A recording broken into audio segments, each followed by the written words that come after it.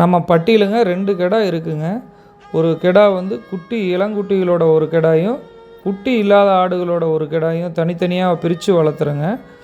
இது மேய்ஞ்சிக்கிட்டு இருக்கும்போதுங்க 2 கிடாயும் வந்து கடவுளை முட்டிக்கிட்டு வந்து 2 கிடாயும் சண்டை போட்டுக்குச்சு. சண்டை போட்டதில் ஒரு கிடாய்க்கு நல்லா அடிபட்டுருச்சுங்க. அதில் அடிபட்டது கீழே விழுந்துருச்சு.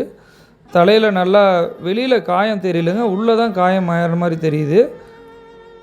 அதுக்கப்புறம் டாக்டருக்கு ஃபோன் பண்ணி வர சொன்னாங்க. அவர் வந்து பார்த்துட்டு தலையில் அடிபட்டிருக்குது, இன்ஜெக்ஷன் போடணும்னு சொன்னாருங்க. அதுக்கப்புறம் அவர் இன்ஜெக்ஷன் போட்டு அன்றைக்கி வந்து கடலைக்கொடி தண்ணி இதெல்லாம் வச்சேங்க.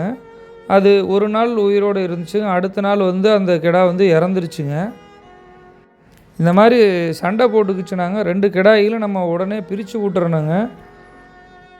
பிரித்து விட்டுருந்தா இந்த மாதிரி இழப்புகளை தவிர்த்துருக்கலாங்க.